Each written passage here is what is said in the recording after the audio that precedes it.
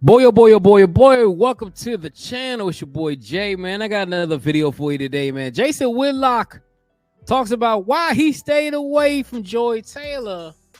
And honestly, I'm not a big fan of Jason Whitlock, but he makes some good points. Let's get to this video. Fair use, fair use.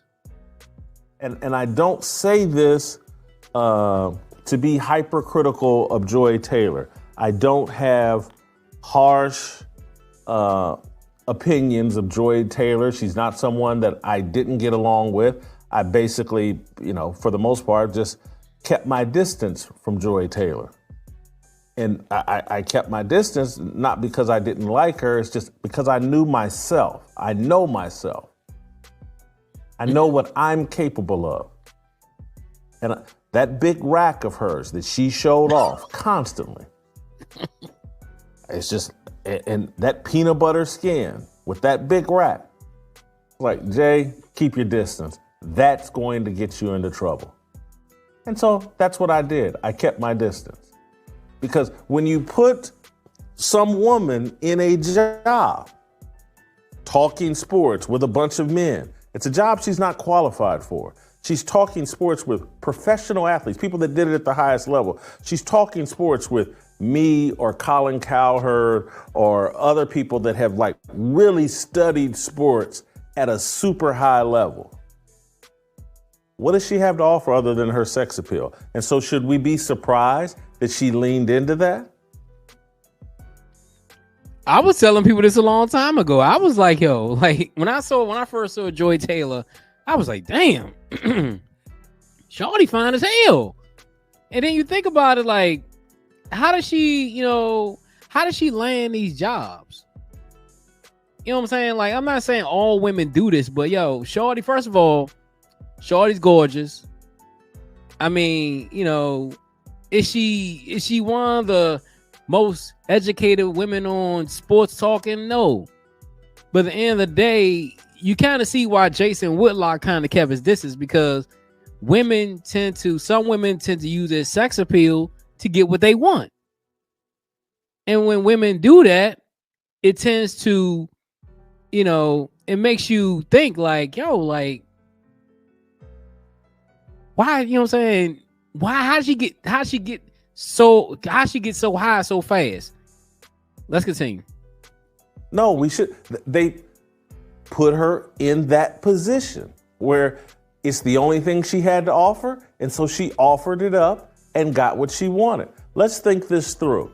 If you go into the lawsuit and the things that Nusheen says and the way she says things played out, Joy Taylor was some sort of fill-in talk show host down in Miami who, people in Miami kind of knew who she was. I think she may have had some association with Dan Le Batard or whatever, but she hadn't taken Miami by storm as a radio talk show host.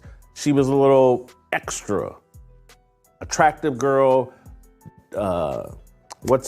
Jason Taylor's sister. Hey, let's put her on radio. But she hadn't really done anything. But somehow she's qualified to be the host of Undisputed, a debate show between Skip Bayless, who, like him or not, was an accomplished sports journalist for a time, and a Hall of Fame football player in Shannon Sharpe. Shannon Sharpe reached the top of the sports industry. Skip Bayless reached the top of the sports media industry. And Joy Taylor had done some radio work down in Miami. Makes you wonder. It's one thing if she was working at Fox for a few years and then they said, well, okay, we're going to give you this job or stuff like that. But it kind of makes you wonder because remember, Undisputed started in 2016, something like that. I think she was the original host of Undisputed. So we're trying to figure out who backed this he had to scratch to get that job. Makes you wonder. What does she have to offer? So how does she get that job? How does she even get that opportunity? Because she's got a big pair of cans and she's according to Sheen, according to she's willing to let people enjoy those big cans of hers. Hey, man. I can't, man. He said, like, enjoy those big cans. Oh, man. That's how we got here. And it's not Joy Taylor's fault. And I want to go through and just, I'm trying not to disparage Joy Taylor, but the facts are the facts. I can remember I'm at Fox Sports at the time, and I ran into some friction because I didn't want a woman on a show that I was doing at Fox Sports. And so this is in 2015-16 at the very beginning. And I can remember they brought Joy Taylor in for a test on the show that I was doing. Yeah, this is at the time when I was going to be initially doing my own show, and Cowherd was doing something else. And just keeping it all the way real, Charlie Dixon wanted her to be involved with my show. And so we brought her in for a test. And I didn't think the test went well. And I let everybody know, hey, I don't think this test went well. I don't want, this isn't the direction I wanted to go. I was trying to play nice and trying to meet them halfway in terms of okay, you guys are insisting on a woman being on this show because that's what everybody wants. And I was like, well, you need to bring a grown-ass woman on the show if it's going to be with me. It can't be at this time. This is 10 years ago. Joy Taylor's probably 25, 26 years old. You talking about, I mean, I got a lot of discipline, but 25-year-old with them big cans and that peanut butter skin who has nothing to say, at some point I'm going to lose respect. And I'm like, well, the only thing she's got to offer is them big cans and that peanut butter skin. Yeah, man, oh man, oh man. I mean, I get what Jason, I get what Jason Whitlock is saying, because this was 10 years ago. And, she was 25. She was young. She was on the come up. And I guarantee you, back 10 years ago, she probably would sleep with some of them executives, man. Like, I'm going to tell you, man, you got some women out there who will use their sex appeal to get what they want. And men will fall for it.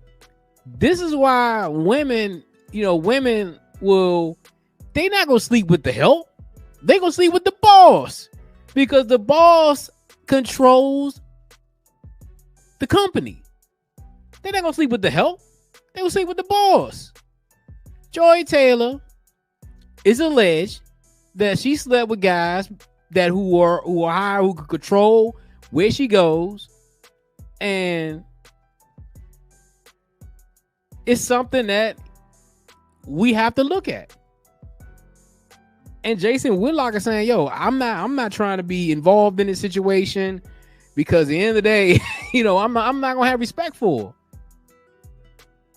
And this is why sometimes, you got some women out there who don't, they can't get ahead, because you got women who use their sex appeal as fuel to get to the top, when you have women who are experienced enough to host shows or be on debate shows and stuff like that, who know the sport, know the landscape, but they don't get a chance. Let's continue. And so if I got to put up with this, I might as well enjoy them big cans. And so I said, no, I don't want to put myself in that position. And so I can remember I brought in Bonnie Bernstein. Bonnie Bernstein's around my age, a few years younger, perhaps. But I was like, she's been around the block. She actually has been involved in sports media for a long time. She might have something of substance to offer. And the test we did with Bonnie Bernstein went much better. And I was like, if we're going to go, they were adamant, no Bonnie Bernstein. when I look back in retrospect, when I say they, I'm talking about Jamie Horowitz. And I don't know if I heard from Charlie Dixon on this, but I certainly heard from Jamie. They were adamant. No Bonnie Bernstein.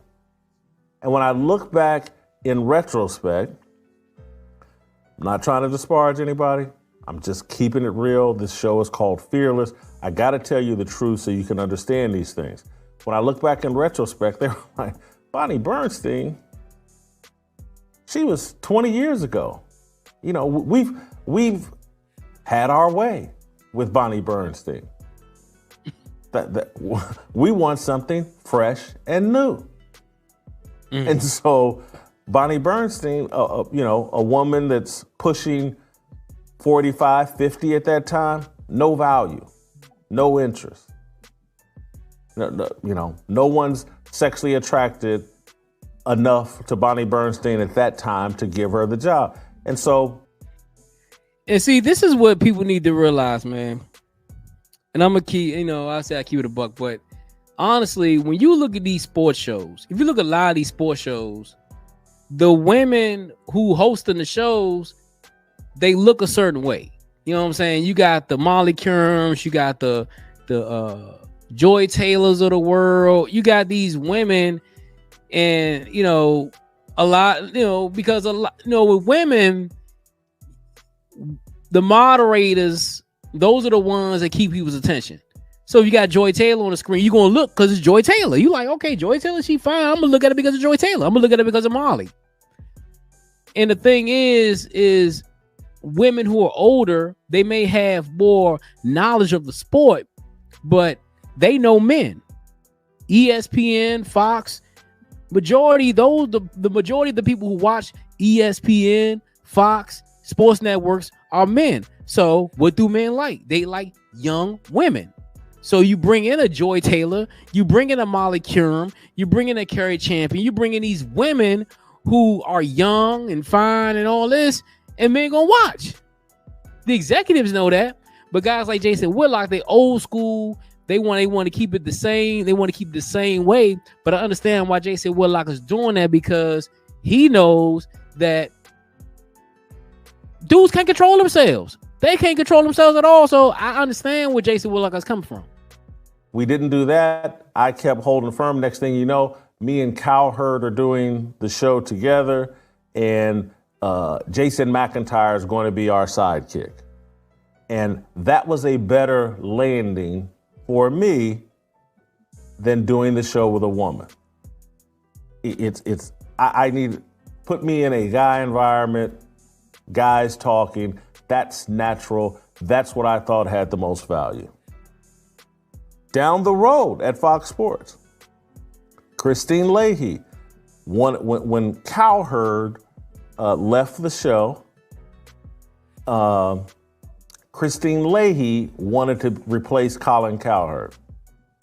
I wasn't for that.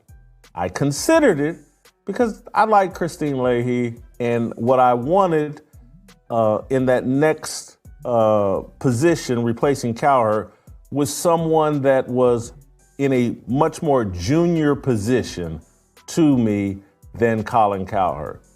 And so, but Christine Leahy had no interest in that and told me flat out she wanted to do a 50-50 show. And I told Christine Leahy, who I liked, but I told her flat out, I was like, Christine, I can't do a 50-50 show with you.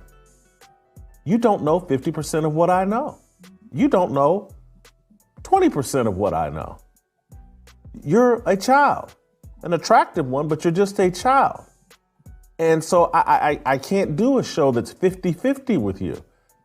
There's some things I could teach you in the junior position, but I would consider it, but 50-50, that's insanity. And that's how I ended up moving to Marcellus Wiley.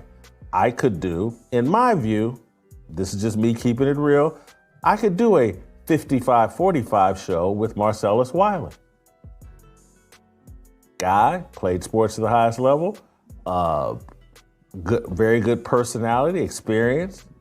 And so that's how we ended up with me and Marcellus and Speak for Yourself. I'm going to continue because I want to be crystal clear here.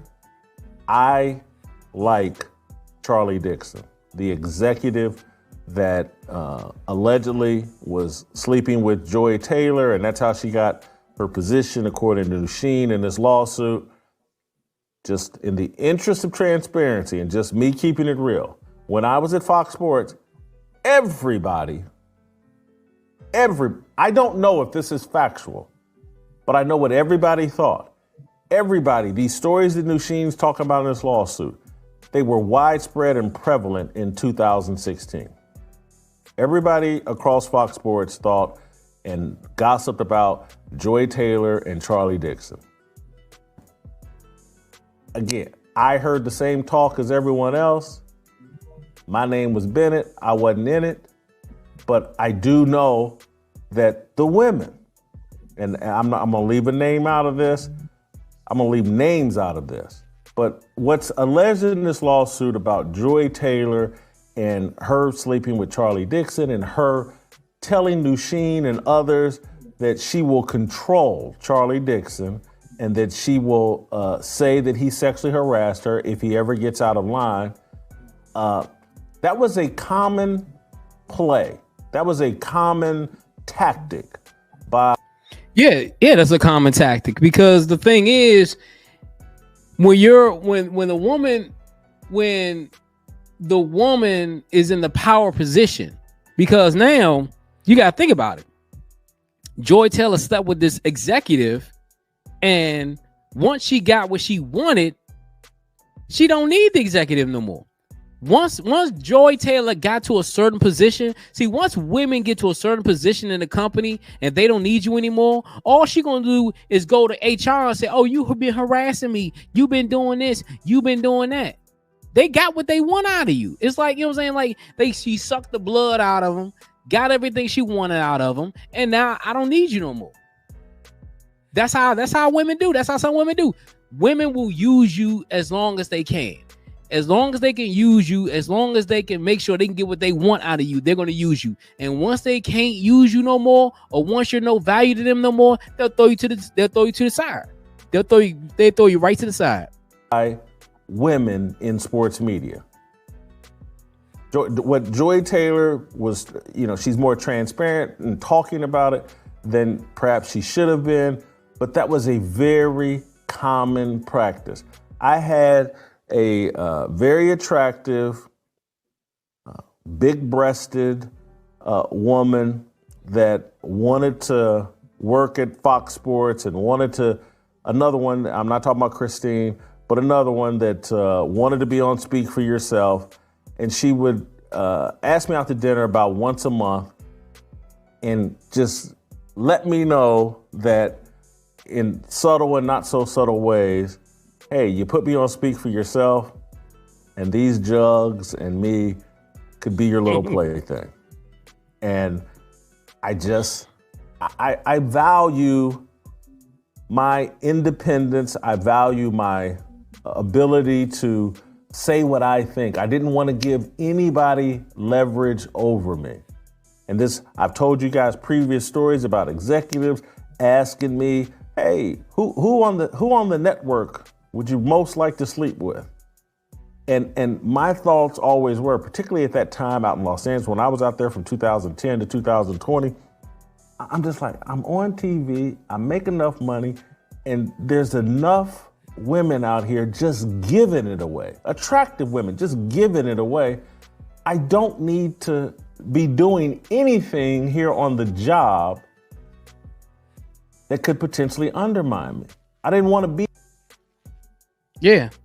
I mean, I totally get where he's coming from, because a lot of times, executives will say, well, you can get with this woman or get with that woman. But at the end of the day, if your integrity is in question, or you value integrity, you're not going to do it. You're not going to do it. And I tell people all the time, man, you don't think these allegations against Joy Taylor are true?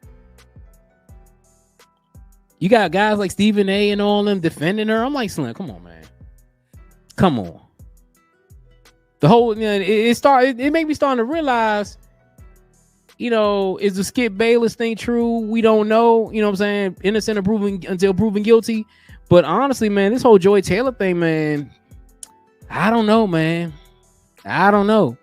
And what Jason Whitlock said on what we just saw with Jason Whitlock, man, it could be true.